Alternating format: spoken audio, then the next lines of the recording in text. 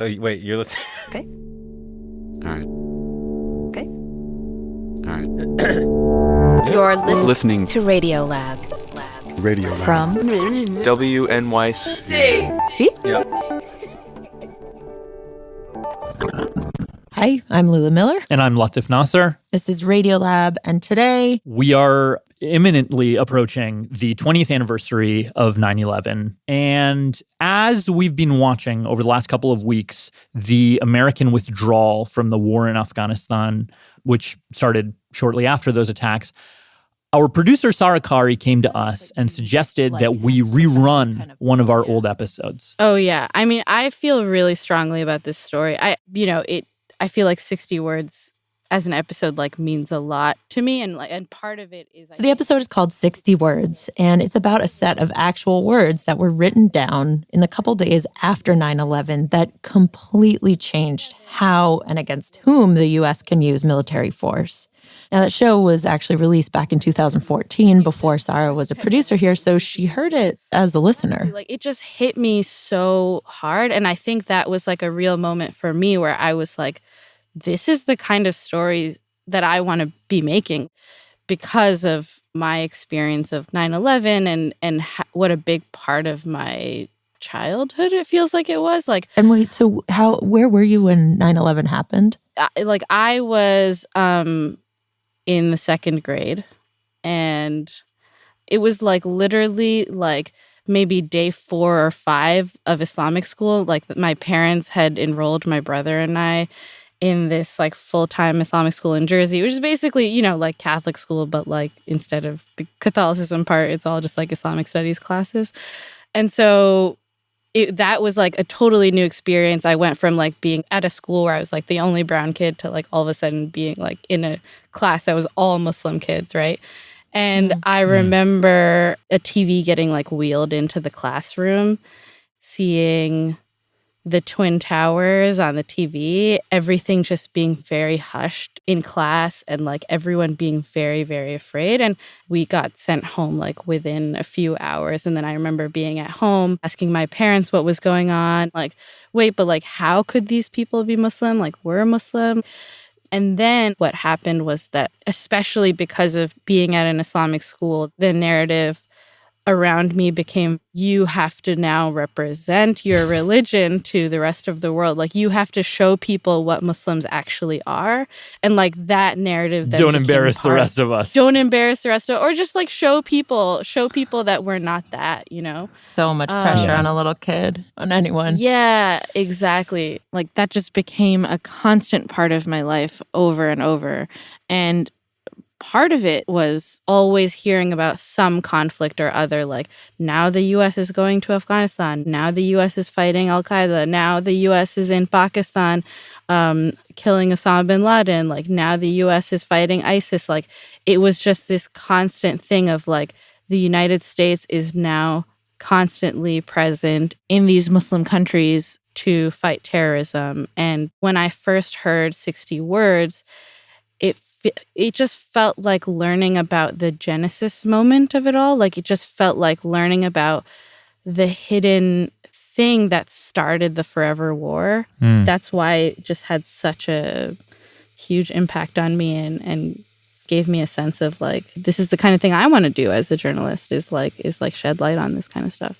All right, so I guess should we just listen now and then you're gonna give us some updates at the end? Yeah, totally. Let's listen to the original. And I guess we should also say that the producers who worked on it, Matt Keelty and Kelsey Padgett, you won't hear them in the episode, but they did amazing reporting and producing to make this happen. So yes, Kelsey. Yes, Matt. Okay, great. Okay, ready? Hey, I'm Jad Abumrad. I'm Robert Krulwich. And this is Radiolab. Today we've got a story about the crazy power of words. In particular, 60 words. Single sentence. That is, that has, you could say, defined America for the last 12 years. And, yeah. And the place to start is a difficult one. This just in, you were looking at obviously a very disturbing live shot there. September 11th, 2001, 8:46 a.m. A plane has crashed into the World Trade Center. We don't know anything more than that. We don't know. This is a day that anyone who is old enough to remember does remember. We can remember where we were, who we were with. So you have no idea right now? There's another one. Another plane just hit. Right. Oh, my gosh. Another plane has just hit. And, of course, we can remember how we felt. Tell me what you just saw. Oh, shit. It fell down. Explosion. Oh, my God. What happened? It is the worst attack ever on American soil. But if you really want to understand the world we live in now, you've got to jump ahead one day to September 12th to a corner office in the White House where there's a lawyer sitting at a computer trying to figure out, how are we going to declare war? And one of the things that everybody realizes after sort of an initial discussion is, yes, we'd like to declare war, but we have no idea upon whom we should declare war. That is Gregory Johnsen, the Michael Hastings National Security Reporting Fellow at BuzzFeed. Now, the reason this lawyer, A man by the name of Timothy Flanagan, the reason Flanagan is sitting at a computer in an office is because then President George Bush had to do something. He had to act, and he didn't want to act alone. He wanted congressional approval. Right. I mean, technically in an emergency, The president can defend the country. He is the commander-in-chief, after all. He doesn't have to go to Congress and say, hey, do I have authorization to use force? Not in an emergency. That's Ben Wittes, by the way. Senior fellow in governance studies at the Brookings Institution. But President Bush needed Congress on his side, he felt. You know, it was important that we project unity, that we were all standing together as one. And second, if this was an act of war, The power to declare war in the Constitution is given to Congress, not to the executive. when Congress declares war, suddenly the president has a very clear and powerful mandate. Now, The declaration of war is kind of a dead instrument of international law. I mean, nobody's declared war since World War II.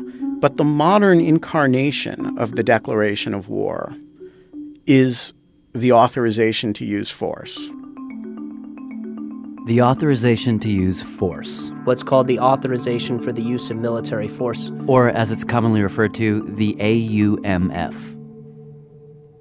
Right. So, our lawyer in the White House, Flanagan, he's given a task. go write an AUMF that Congress can send to the president. He really has no idea, so he goes back to the last time that the U.S. did this. Last time Congress passed one of these things, He does a quick sort of search on his computer. boom, finds it. 1991, Iraq, the Gulf War. Flanagan grabs the text. And then he copies that into a Word document, and that becomes his template. He makes some cuts, he makes some changes, he deletes some words. And then he hits send. Our war on terror. A just war. And he sets in motion this bewildering series of events. A U.S. drone strike Linked to Al-Qaeda. End the war. Bring the troops home now. This madness that is basically the world we live in. 15 members of a wedding procession were killed by a U.S. And if you're like me, Bizarre, even sadistic treatment. if you're like me and you find yourself flipping through the channels, seeing the news, basically ignoring it, but then every so often thinking, wait a second. Terrorism targets in Africa. From Libya now, the U.S. Air A Force. drone strike in southern Somalia. Wait, how are we doing this in all these different places? 100 prisoners are on a hunger strike And like that. in protest of their indefinite detention. How are we detaining people for so long? You mean, is it okay to do that? Well, just who signed off on this, Yeah. you know? And it turns out we all did because it was in that document. This is the legal foundation for everything that the U.S. has done, everything from Guantanamo Bay to drone strikes to secret renditions to SEAL raids. It's all been hung off these 60 words. And that's the crazy part. The body of this document, the part that really matters. And the reason that when I was reading Gregory's reporting on this, I was like, what? Is that it all goes back to one single sentence. 60 words, one sentence. Can you read it? Absolutely.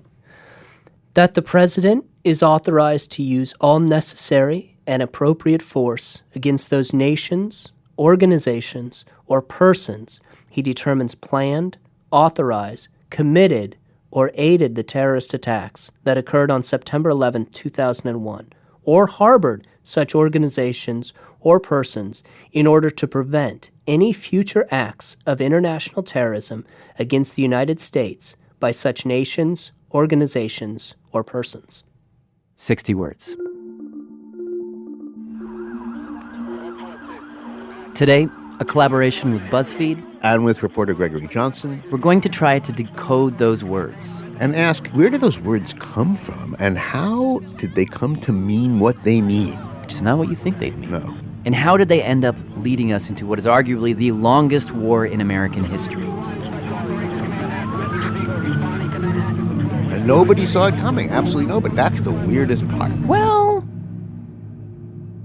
nobody minus one. Let's start there. Maybe you should introduce us to Barbara Lee. Right. Barbara Lee is a congresswoman from right around Berkeley, California. Hello. Hello. Hi, it's Barbara. Hi, Barbara. And she is someone who has been, in many ways, a lifelong activist. Going all the way back to when she was 15 in high school in San Fernando Valley. Because I wanted to be a cheerleader. But, since this was the early 60s. You had to have certain criteria like, at least whether it was stated or not, blonde and blue eyes.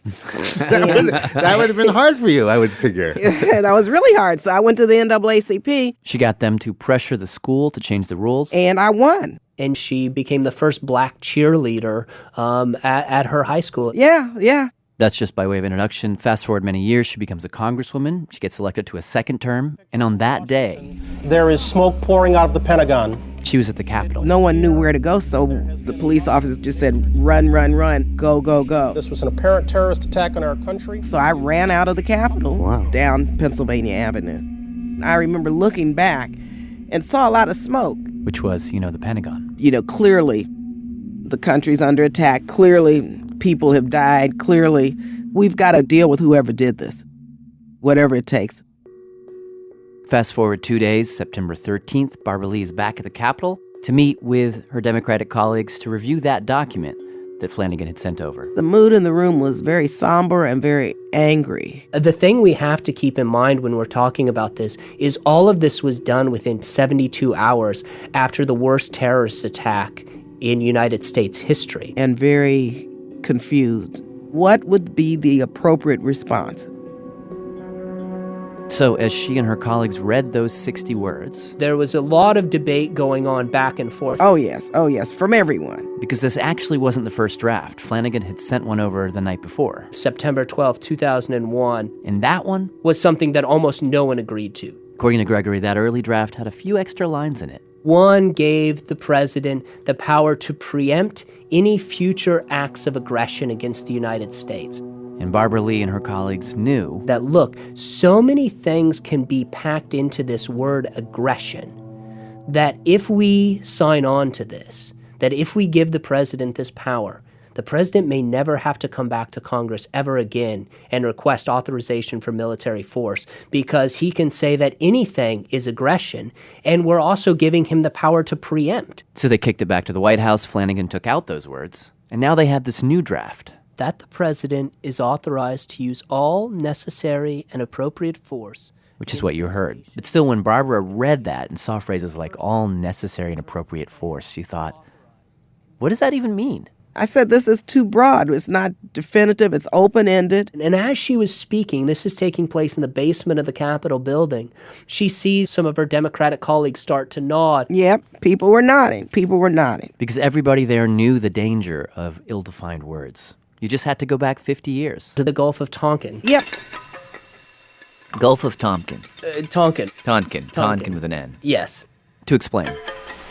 My fellow Americans, as President and Commander-in-Chief, 1964, LBJ announces that 2 American ships, 2 U.S. destroyers, parked in the Gulf of Tonkin off the coast of Vietnam, were torpedoed by North Vietnamese boats. by a number of hostile vessels. Many people now argue that one of these attacks never even happened. Nonetheless, President Johnson wanted to strike back, so he asked Congress to pass a resolution, which they did, giving him the power to, quote, take all necessary measures to repel any armed attack against the forces of the United States and to prevent further aggression.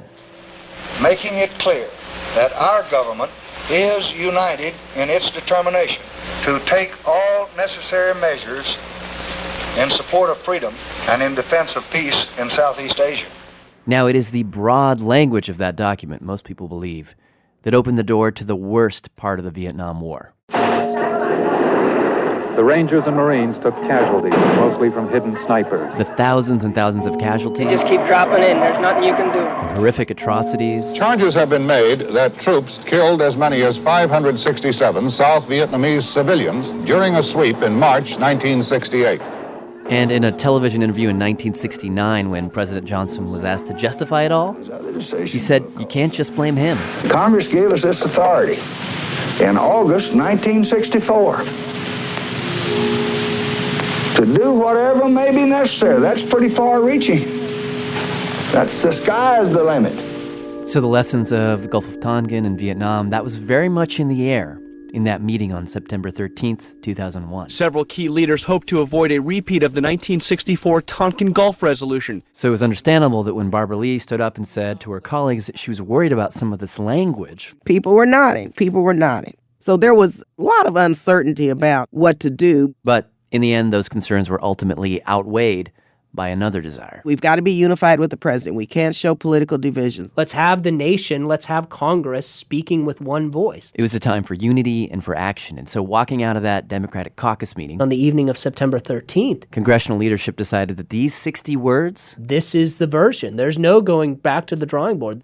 And so at 10:16 a.m., September 14th, 2001, the Senate will come to order. The Senate is gavelled into session. The clerk will call the roll. Daschle calls a vote. Mr. Akaka, Mr. Allard, Mr. Allen. There are 98 senators on the floor. Mr. Durbin, Mr. Voinovich. All 98 of them vote yay. No senator voted in the negative. So it was a sweep. Yeah. Later in the day, the resolution would go to the House, where Barbara Lee was a representative. Daschle had actually rushed the vote through the Senate. Because the White House has called for a national prayer meeting at the National Cathedral. For the victims of 9/11. That's supposed to start right at noon. And so right after the vote, all the senators pour out of the Capitol and get onto the buses trying to get through the drizzle. It was actually raining that day. Now, at that moment, Barbara Lee, she hadn't decided how it is that she was going to vote. I struggled with it. For the previous 2 nights, September 12th and 13th, she'd stayed up late. Calling back to advisors, to friends in California. We talked every day. Including this guy. This is Ron Dellums. I served for over 27 years in the U.S. House of Representatives. Barbara used to be his chief of staff, and when he resigned, she won his congressional seat. You know, she would say, well, what about this? And what do you think about that? And we kind of talked through the emotional state of the country. That we are feeling pain, anger, we're shocked. Both Barbara and Ron were trained as psychiatric social workers, so they both knew that when a person is feeling all of those things, it's generally better to do nothing. Yeah, Psychology 101. You don't make decisions when you're mourning, afraid. On the other hand, I believe, in unity, too. I want to be unified with the president when the country's under attack. I understood. He didn't tell me. He didn't say which way I should vote. But I did say to her, Barbara, however you vote, I will always respect you. You will always be friend. You will always be family. So at that moment, with the memorial service about to start and a few hours till the House vote, Barbara Lee was at the Capitol. I was in the cloakroom. And since she wasn't sure how she was going to vote, she planned to skip the memorial service. She wanted to stay. She wanted to think. And then, I don't know what it was. It may have been the spirit moving me. I don't know. But at the very last minute. She was drinking actually a can of ginger ale at the time. I said, I think I'm going to go. And I just ran out. I probably was the last one on the bus. I had the can of ginger ale in my hand and ran down the steps and got on the bus. She got to the cathedral. The House buses arrived about 30 minutes or so before the opening. And so for 30 minutes, she's in the cathedral. About halfway back. Listening to the organ. Thinking about the families and those who were killed. There are people around her who are sort of whispering. The pain and anguish. The few people who are crying. I said, I got to pray over this. And she's just wrestling with her vote. Her heart is saying one thing. This is too broad. And her head is saying unity. How is it that you can be against the president at this point? Speaking of the president, eventually President Bush takes the podium. We are here in the middle hour of our grief. Just 3 days removed from these events, Americans do not yet have the distance of history But our responsibility to history is already clear: to answer these attacks and rid the world of evil. And then as soon as President Bush steps down, everyone in the congregation stands up.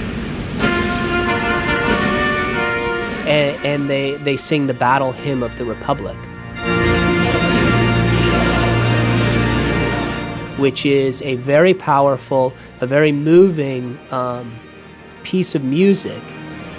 But it's not the sort of thing that is typically sung at a memorial service. It's a very forward and almost aggressive sounding. It has the phrase, terrible swift sword. Yeah.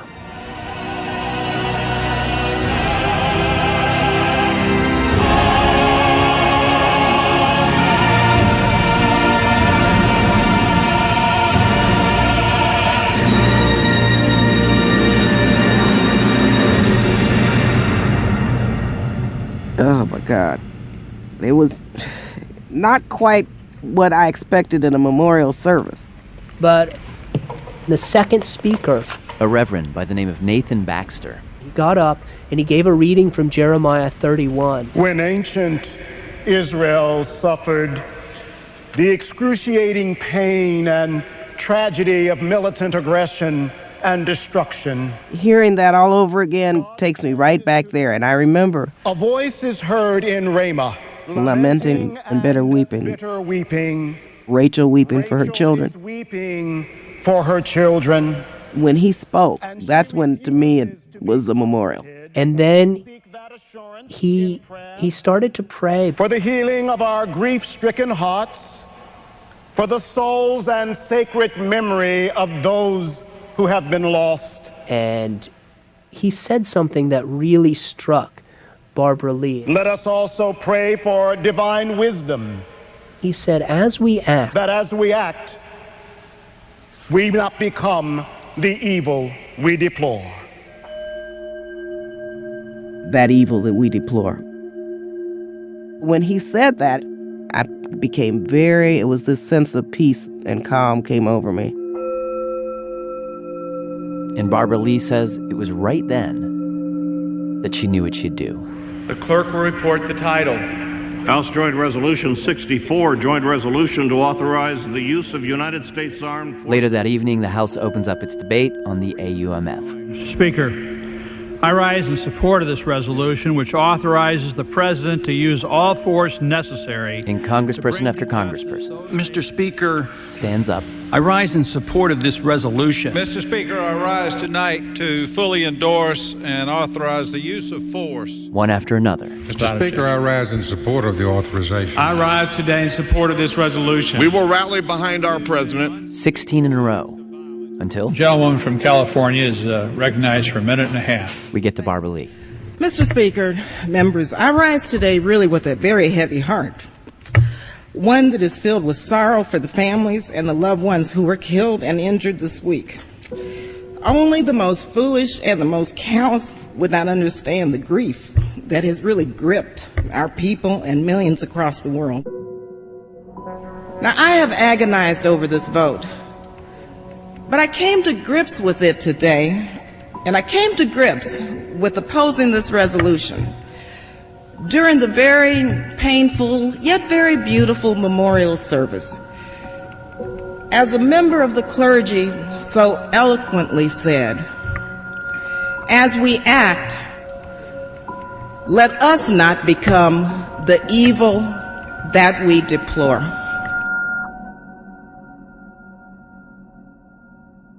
Just after the vote, Barbara Lee says she was in the cloakroom again, and she starts getting accosted by colleagues. All of these friends are coming up to her and saying, you've got to go back. You cannot vote this way. I'm not changing my vote. One of them actually said to her, look, you've done so much on HIV, you've done so much on AIDS.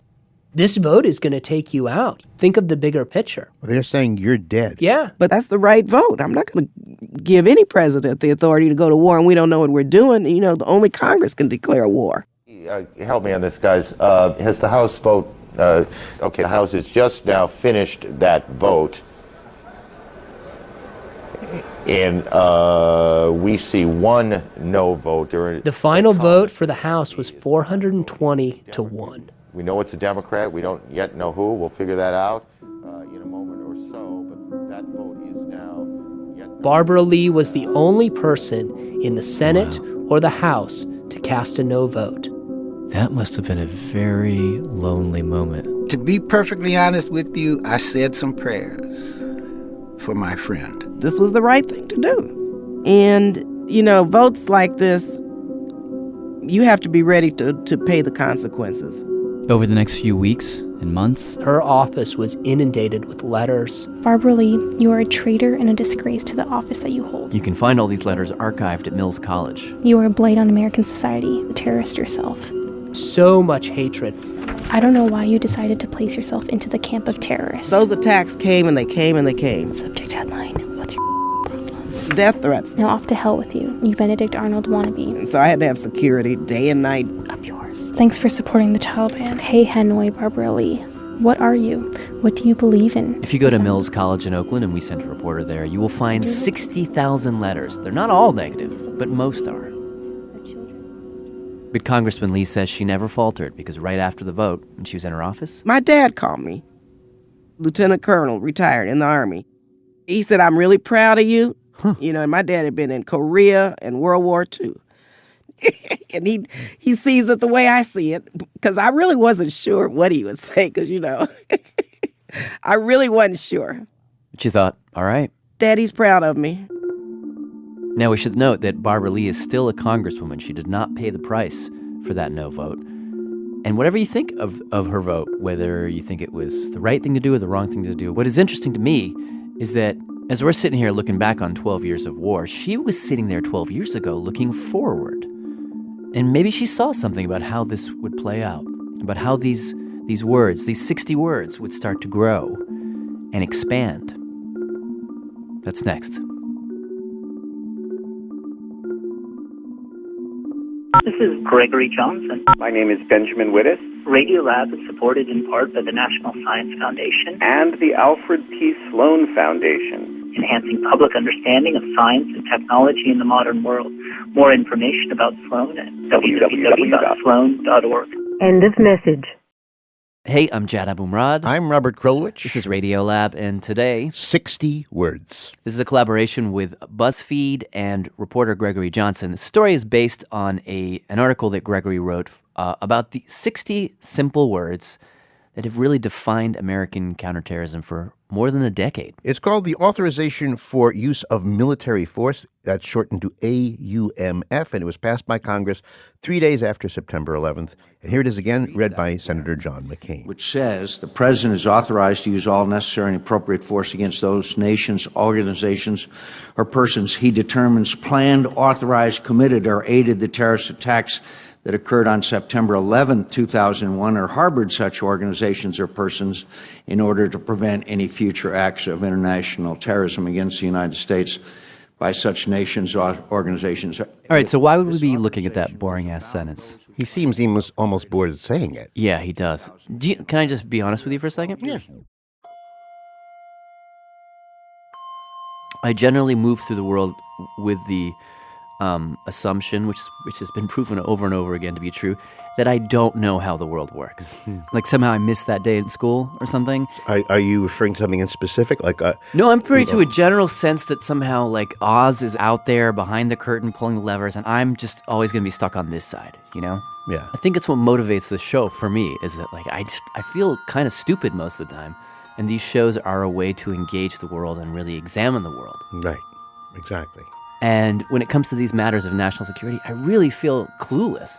And so when I read Gregory's article, I felt like I understood something crucial for the first time about the way words actually operate in the world. Because, again, this sentence, this totally boring sentence... This is the legal foundation for everything that the U.S. has done, everything from Guantanamo Bay to drone strikes to secret renditions to SEAL raids. It's all been hung off these 60 words. One lawyer who was in the Bush administration said, look, this sentence is like a Christmas tree. All sorts of things have been hung off of this. But how? How? Because you read the thing and you don't see any mention of Guantanamo Bay in those 60 words. It doesn't mention detention. It doesn't mention drone strikes. It doesn't mention drone strikes against American citizens. Okay, so that guy was one of the first folks we called to help us decode this.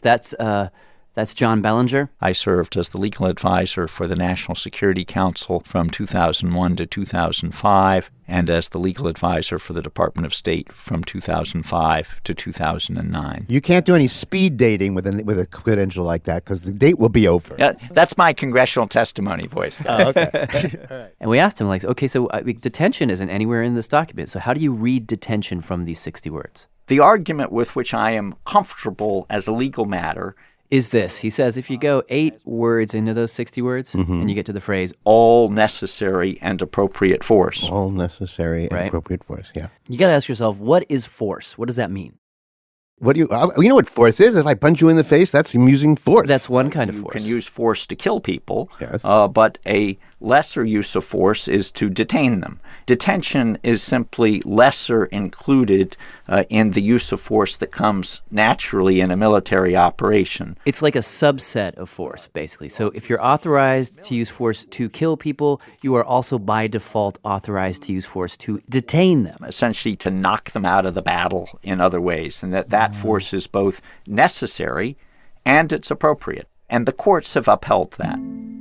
So that one word, force, that is how you justify Guantanamo Bay. Well, the controversy surrounding Guantanamo Bay continues. The Authorization to Use Military Force Act has what happens at military commissions at the been the legal basis for the detention of thousands of individuals. Now, many of them have been detained for more than 10 years. None have ever been charged. And the words detention are never mentioned.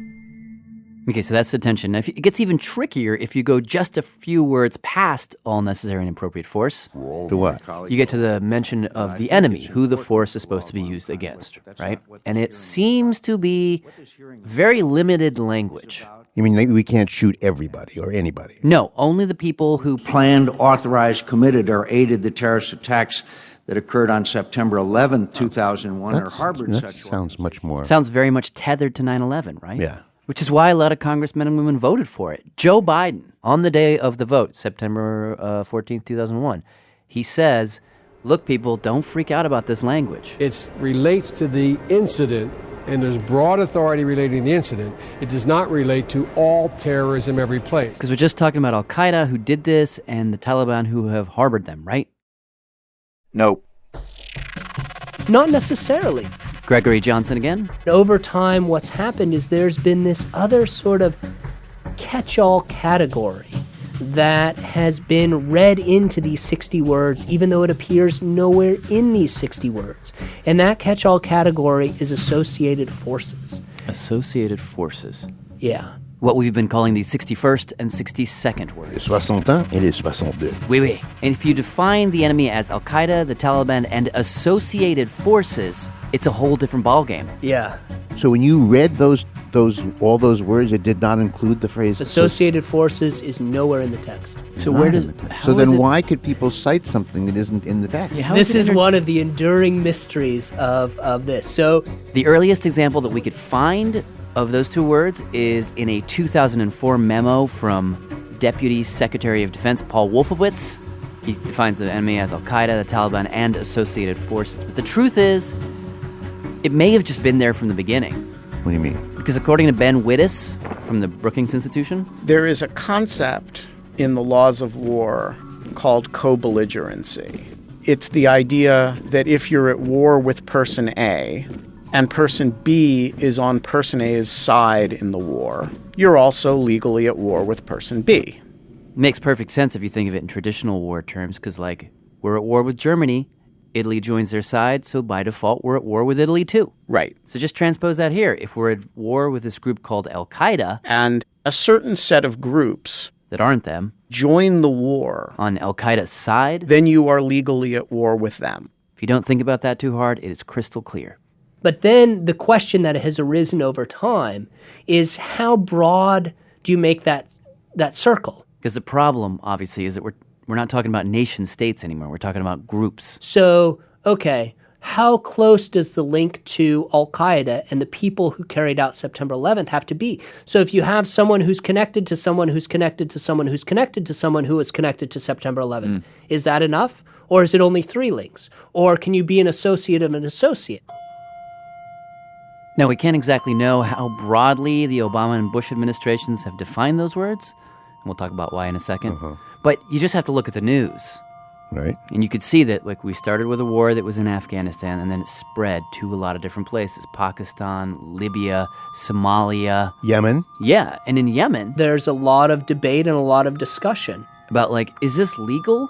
Does this have anything to do with September 11th anymore? Because now the group in Yemen, al-Qaeda in the Arabian Peninsula, which is a group that was first formed in 2009, they have their own hierarchy and their own structure, and it's not clear how and in what fashion they take orders from either Osama bin Laden while he was still alive or now Ayman al-Zawahiri. So does this make them an associated force or does it make them part of al-Qaeda? The answer, at least on... Good morning, everyone. It is Friday. It's September 30th, 2011. Mark it down on your calendar. September 30th, 2011 seemed to be yes when the U.S. assassinated 2 members of the group. This is not confirmed yet, but it could very well have been a U.S. Predator drone strike. That is a U.S. government attack. And to put all this in context, between 2002 and 2014, according to some estimates, there have been about 65 drone strikes in Yemen, killing about 400 people. And so much hinges on how you define those words. So much is in the definition. I asked the Pentagon, I said, what are the list of associated forces? So al-Qaeda, yes, the U.S. is at war, that's clear. What about the other groups? Al-Shabaab, Al-Qaeda in Iraq, Al-Qaeda in the Islamic Maghreb, Armed Islamic Group, Abu Sayyaf, Jama'at Islamiyah, Brotherhood of this, Brotherhood of that. Who are these groups? Who is the U.S. at war with? And the Pentagon emailed me back and they said that list is classified and not for public release. Wait, so who we are at war with is... We don't know. Wait, so you're saying when you approach the Pentagon... They say that they will not tell you the names of the people we're at war against. Well, maybe they shouldn't. Maybe that's what do you valuable... Mean? Well... Don't you want to know as a citizen of America who we're fighting? On the other hand, do I want to know if the United States has determined that I am dangerous to it, if it announces, then that would give me a certain amount of notice, which perhaps would be disadvantageous to the United States.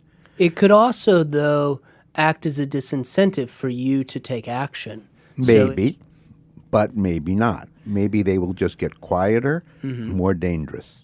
I mean, it's true, there might be reasons for this. They have not wanted to provide a public list because they... This is John Bellinger again. One, the groups move all the time, and so if you say, well, these are associated groups, well, then certain people just move from Group A to Group B, and they also want to leave these different groups guessing.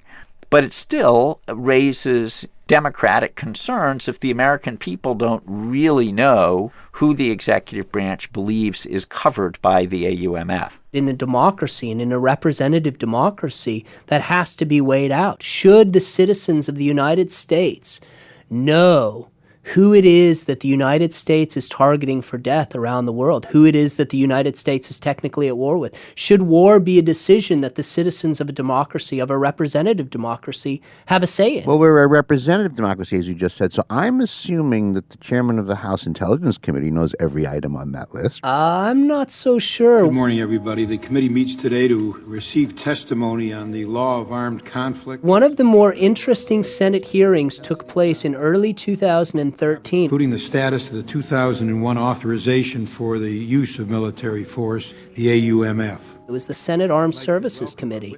Senator Carl Levin of Michigan is the chairman of the committee. Senator McCain is on the committee. I'd like to welcome our witnesses. And Gregory says the senators called a couple of Defense Department officials to answer questions. Members of the committee, thank you for the opportunity to testify about the legal framework for the U.S. military operations to defend our nation. Because they wanted to know, now that we're 12 years into this war, how are you using this document? Does it need to be changed? So the Department of Defense officials, and there were 4 of them, came and said, look, I believe that existing authorities are adequate for this armed conflict. Don't revisit this sentence. Don't repeal it. This sentence is sufficient. It gives us all the power that we need. Against al-Qaeda and associated forces. And as they're laying out their case, they say those two words. Associated forces, and associated forces. Over. Associated forces. And over. And associated forces. And associated forces. And associated force. And their associated forces. Associated force. And associated forces. And instead of just nodding along, a lot of the senators were like, what?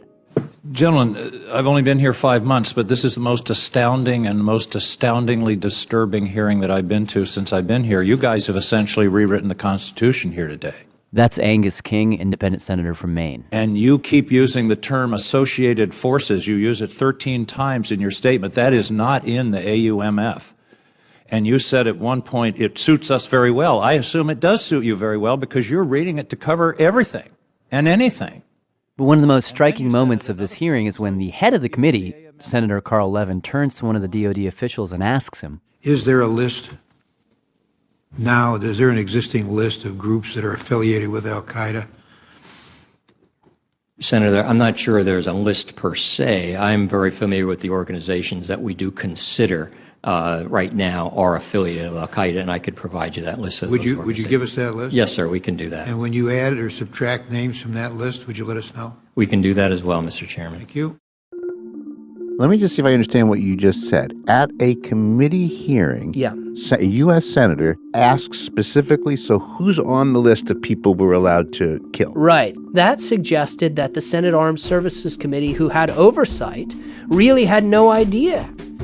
Which made us wonder, like, all right, if we don't have any idea who we're at war with and the Senate Armed Services Committee doesn't seem to have any idea, then who does? Well, one of the things that became clear to me as I was reporting on this story was that many of the people who were making these decisions had never been elected by anyone to any position, and they were the ones who were making the decision, not the elected representative. And so who are they? Is that WNYC?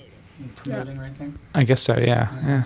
So we were rooting around for a while looking for an answer to that question until we found this guy. This is Daniel Klaidman. He's a journalist. And I've covered national security and counterterrorism for many years. And based on hundreds of confidential interviews that became his book, Killer Capture, he was able to paint a picture for us of who makes these decisions and how. He told us about these meetings. You say it's the STVS meetings. What are they? Who's in the room? How do the events unfold? Well, these are, they call them CIVETS meetings in the vernacular of the bureaucracy. It stands for Secure Video Teleconference Meetings. He described them as a sort of a massive top-secret Google Hangout chat where literally hundreds of people from throughout the national security bureaucracy log in to decide who's on the list and who isn't, and who should live and who should die. You said literally hundreds? Literally hundreds of people. Now, many of them are backbenchers. They're not participating in the call, but they're taking notes before they get together in this meeting. Many of the folks at this meeting, he says, are given little packets of information on each target. They call them baseball cards.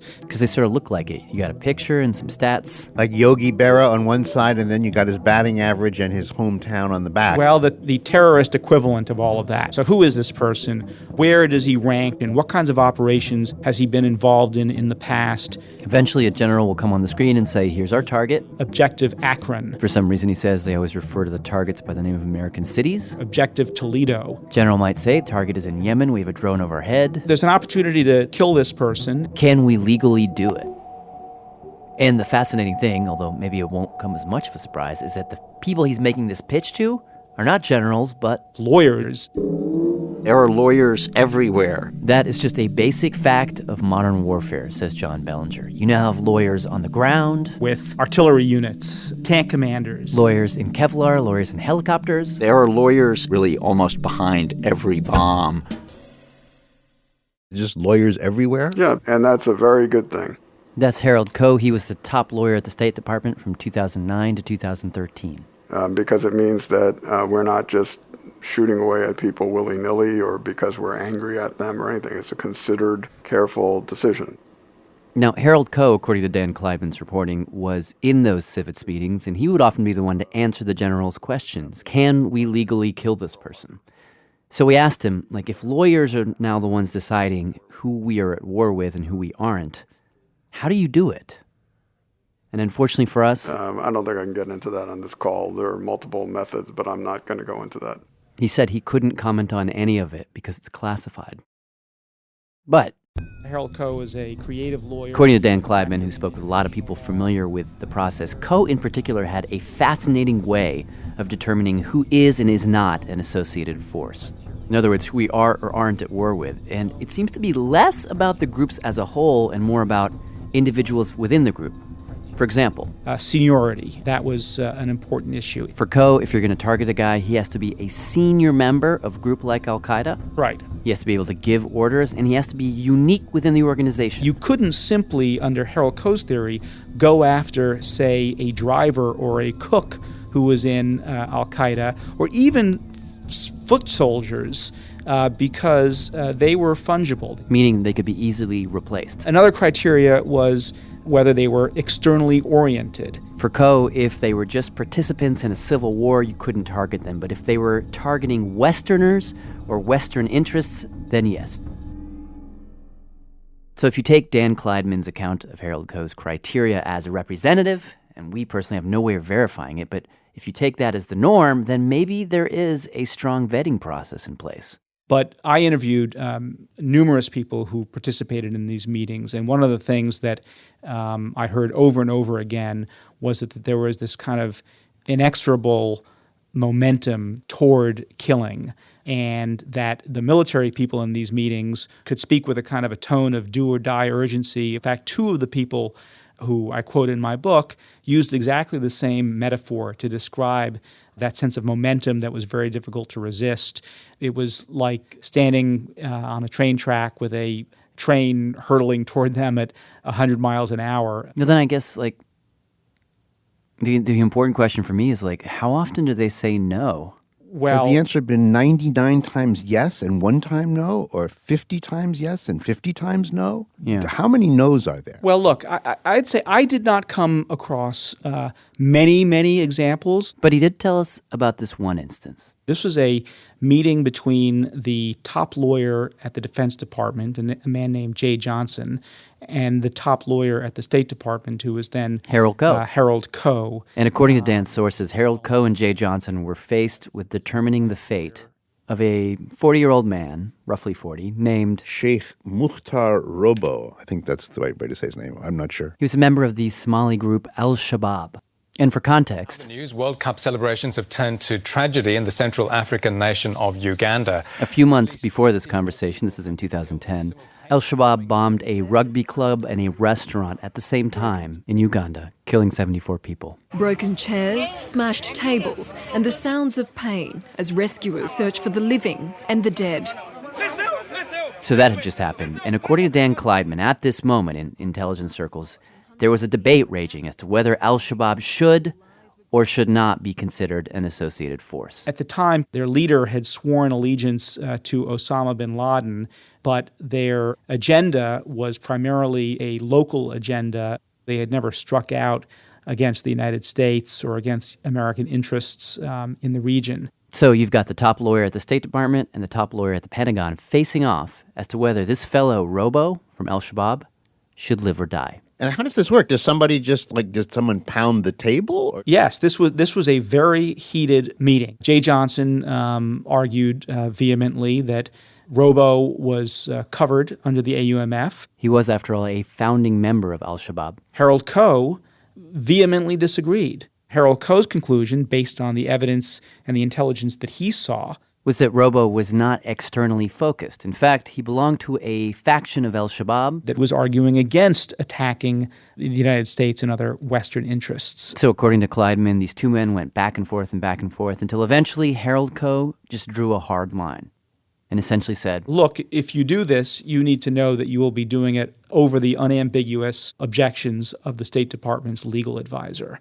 The unambiguous move. And that's very strong language coming from a lawyer. And the signal that it sent to the White House was you will be taking military action, even though the top lawyer at the State Department said that this would be an illegal action. All right, so what happened? Did they decide not to? They did not do it. This is not academic. It's lives depend on which way the decision goes.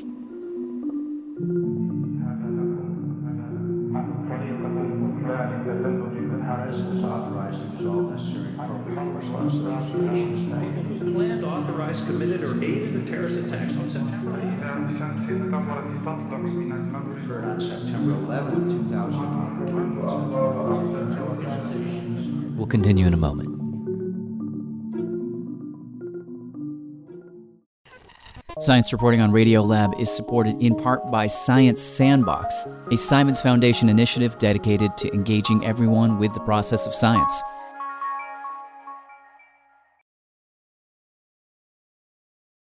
Okay, I'm Jad Abumrad. I'm Robert Krulwich. This is Radiolab. Today we're continuing to devote the entire show to a single sentence. One sentence. 60 words. That's all. It's the 2001 authorization to use military force. Was signed into law on September 18th, 2001.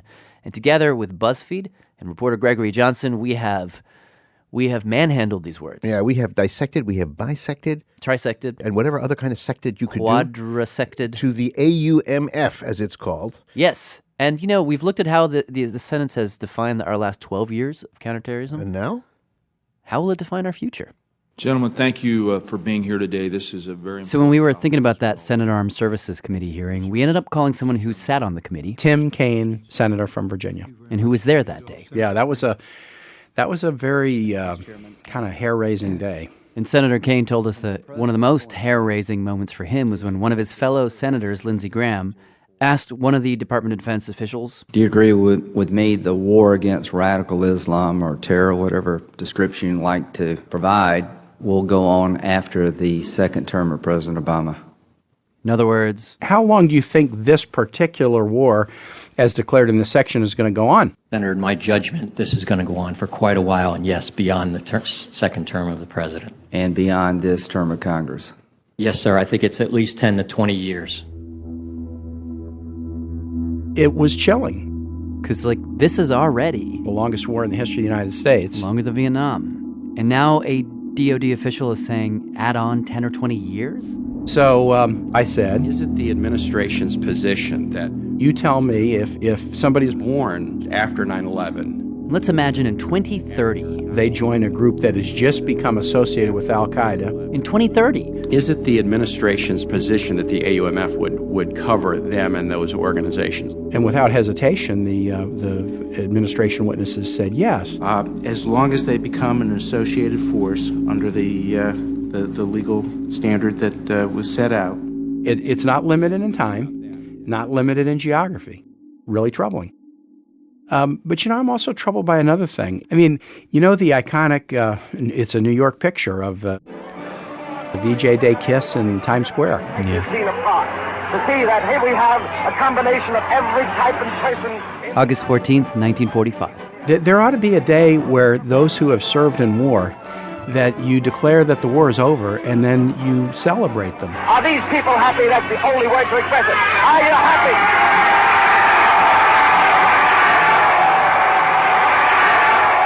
You get asked sometimes by service families, when is this going to end? Does it ever come up? Yes. He told us that something like 1 in 3 people in his state of Virginia are connected to the military. So he does get that question a lot. And the truth is, we all want a VJ Day. We need it. And so, 7 days after that Senate Armed Services Committee hearing, President Obama... It is a great honor... gave a speech. ...to return to the National Defense University... where he seems to say, basically, it's time. This war, like all wars, must end. That's what history advises. And that is why I intend to engage Congress about the existing authorization to use military force, or AUMF. Basically, he announces that he would like to get rid of those 60 words and end this war. Yeah. But common sense tells you that these are different kind of enemy, not a state or a government. They make war in a different way. Senator McCain has a great line. He goes, look, we're in an age of warfare where the war isn't going to end with the signing of a peace treaty on the deck of a destroyer. That's not how it happens these days. There's no clear start and ending. And yet, the president... he wants to end the war, says Ben Wittes. And every war has come to an end. He sees himself as a person who came in to a country fighting 2 wars, and he brought them all to an end. And I think he wants to have done that. But how do you do that?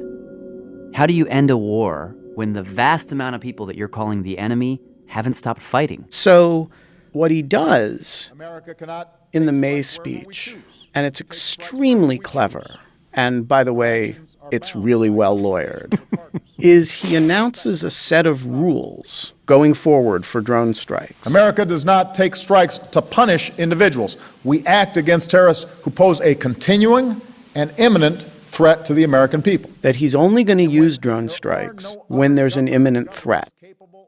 And it's well understood by people who understand this kind of stuff that in the Constitution and also in international law, the president is allowed to act unilaterally in self-defense when there is an imminent threat, meaning it's urgent and you can't feasibly capture that person. Ben fears that what President Obama was doing there by stressing that word, an imminent threat to the American people, is that he was laying a new foundation.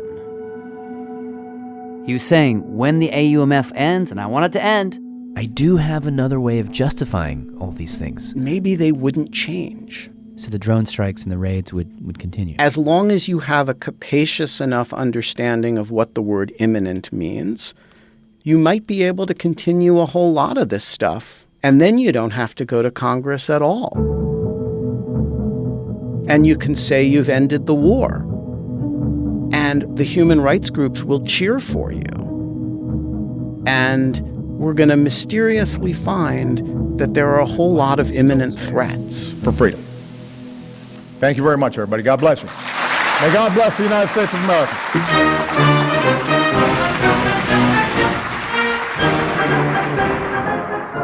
And in the context of what happened to those 60 words, you do have to wonder what's going to happen to a word like imminent.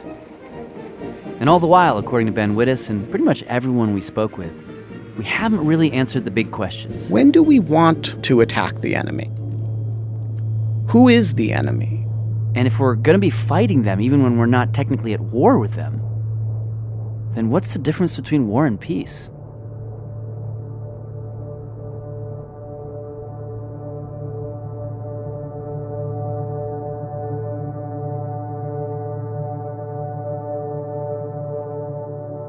And that's why this whole subject is so unsettling. Like, if you don't know the common sense definition anymore of when you're at war and when you're at peace, then how do you write rules? Yeah. This was an attempt to begin a war, and so it had the usual beginning questions. Okay, you, who are you?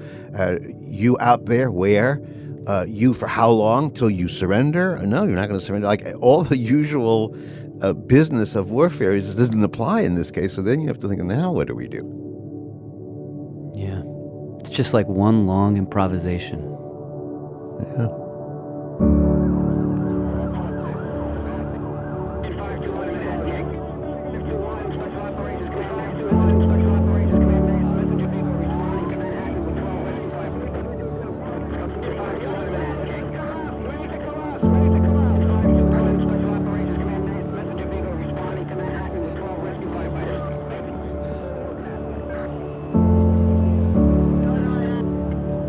Huge thanks this hour to BuzzFeed and to their reporter, Gregory Johnsen. Check out Gregory's piece. It's where we started with this. We will link to it from Radiolab.org. It's on BuzzFeed as well. It's called 60 Words and a War Without End, the untold story of the most dangerous sentence in U.S. history. Whoa. That is a title right there. Also, thanks to the great Dylan Keefe for original music and Glenn Kochi for music from his album Adventureland. And and also thank you to Beth Fertig and the WNYC Archives for the 9/11 tape you heard at the top of the hour. This hour was produced by Kelsey Padgett and Matthew Kilty and myself. I'm Jad Abumrad. I'm Robert Grulwich. We'll see you next time.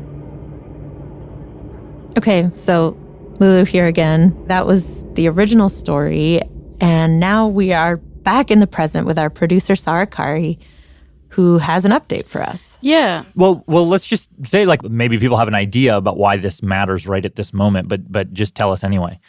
Yeah, I mean, we know how it is that we started the forever war, but, like, truly, I feel like the question we're all asking ourselves right now is, like, how do you actually end it? And part of that is born out of the 20th anniversary of 9/11. And then part of it is, like, observing what has happened in the last few weeks in Afghanistan and watching the U.S. very messily and tragically try to extract itself from this conflict. And I think that's the question that I feel I'm still grappling with is like, how do you end it? Yeah. And, it turns out that Barbara Lee, the congresswoman from the original piece, has also been asking herself this question for all these years. Hello. Really? It's connecting to audio. Yeah. All right, hold on a minute. Hi. Jad and I called her up. Thanks a lot. Yeah, it's good to talk to you in a very different world, although kind of the same world. Yeah, no, I remember. And the first thing she told us is that she actually recently sponsored a bill. We are here because of the courage of Congresswoman Barbara Lee. In the House. The question is on passage of the bill. Called H.R. 256. The ayes have it. That has since passed in the House and now is waiting to be voted on in the Senate, that would basically repeal one of the AUMFs that has come about since 9/11. Yes. Wait, what do you mean one of the AUMFs? Well, it turns out after the 2001 original 60 Words one, there was a second AUMF in 2002. For the Iraq military action, the invasion and war in Iraq. Which, by the way, she also voted against at the time. And that's the AUMF that she's trying to get repealed right now. To repeal the Iraq resolution. Mm-hmm. Basically, that's what it says. Which, like I said, passed the House and is headed to the Senate. And maybe it'll come to a vote middle of September and get to the president's desk. But that bill wouldn't repeal the original 2001 AUMF, which is honestly still the one that we mostly use to justify military action nowadays. So does it even matter anyway? I mean, so it kind of matters because taking it off the books would at least prevent it from being abused in the future. But yeah, no, it's not the original one. And so we asked Barbara Lee. Do you have any plans to actually go after the original one? And wouldn't it be kind of useless to go after the second and not the first? No, we're going after the first. We're working now. I've introduced the 2001 authorization repeal. And the big issue there is support, get to 218 on the floor. It's a heavier lift. It's still such a big hurdle to get rid of those original 60 words. Because the 2001 is Afghanistan. But it's like to me, the idea that Osama bin Laden is dead, the U.S.'s involvement in Afghanistan is over. We're so far from the thing. We're so far from 9/11 now. Yeah. A testament of which is that someone who is in the second grade is now reporting a story about it. You know what I mean? Like we're so far from that, and to then keep using this sort of zombie legal justification feels like there's like what leg do they have to stand on? Like, I don't know. It seems like a lot harder to justify now, no? Can I jump in as the least informed, but just as one thing that in terms of legs to stand on, what really struck me in the language was like, in order to prevent against any future acts of international terrorism. It's like, it's not a thing that was done, but a thing that might happen. Like that feels like a leg that could then just it could stand on forever. It feels like there'd always be a case. There'd always be like the lawyers or whoever saying like, well, maybe. Yeah, no, totally. And I think that they have a real interest in maintaining it, even if they say that like, you know, we want to end this specific war and we don't want to be there. It's still like a tool that can allow them to act fast and without Congress's approval in a world where situations like the one in Afghanistan are changing day by day. The 2001 AUMF still allows the president and the military to act with so much agility. And like in some ways, you can kind of see their argument because we're just sort of in this open-ended conflict and the whole nature of war has changed. The United States is fighting against like startup groups of people that didn't exist in 2001 before 9/11. Yeah. You know, it's not like World War II anymore where like, you know, we begin and we end the war and Congress, according to the Constitution, has the power to declare war. I guess I'm not even convinced that Congress is the right body of people to do that anymore. Like, there's so much partisanship. There's so much gridlock. It just feels like trying to use the Pony Express in like a world full of cell phones. Like, I mean, I agree, but like I don't know. Like the idea that it's like, oh, okay, well, the president has this power and a bunch of very creative lawyers, like, and like that. That's even more terrifying to me. I don't know. This is like totally. like a menu of two really terrible options here. The problem to me feels like if you completely repeal the 2001 AUMF, like, let's say like tomorrow, it just like doesn't exist. What is the right tool for declaring military action moving forward? Like, in this world where things move so fast and Congress is so slow and warfare is so different, what do you do when you need to resort to military action? Yeah, I hear that 100%, because I certainly sometimes despair that it feels like, no matter what we do. So I ended up talking to this national security expert. Yeah, my name is Ona Hathaway, and I teach international law at Yale Law School. And she actually made me feel kind of optimistic that Congress and the administration might be ready to find a new way forward. I guess the one hopeful part of me sees the fact that we're now nearly at the 20-year anniversary of this authorization. And, anybody who looks at this realizes this was not what Congress thought it was voting for at the time. And she thinks that Congress might be ripe to come up with something that could actually replace the 2001 AUMF, and that the Biden administration... They're recognizing they're on pretty thin legal ground. And that's just not a good either political or legal position for the president to be in. So I think they're recognizing it's actually in their interest, if they can get a good replacement, to be supportive of that. And Ona's idea, and this is Barbara Lee's thought too, is that the problem might not be with AUMFs in general. The problem is with those original 60 words that were written in this moment of doubt and fear and rage and trauma.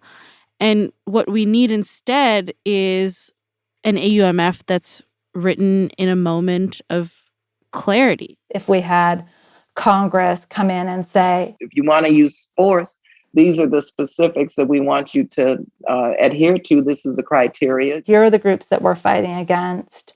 Here's how you can add new groups or take them out. We want you to give us an exit strategy, what an estimated end time would be. Have an actual process whereby Congress actually makes clear that it supports what we're doing. And the costs and consequences have to be laid out.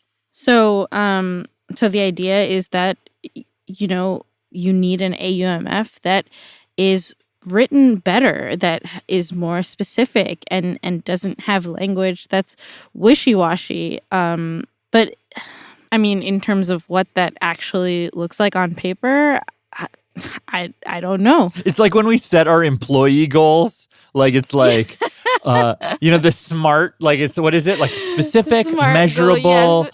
like yeah, exactly. We need smart war goals. You know what I mean? No, totally. Time-bound, that's the end of the time-bound, acronym. all of these things. Like, it's literally take our employee handbook and just hand it out to Congress. Like, I think that's what we need. This update was produced and reported by Sarah Kari, and the original episode, again, was produced by Kelsey Patchett and Matthew Kilty. Thanks so much for listening. To play the message, press 2.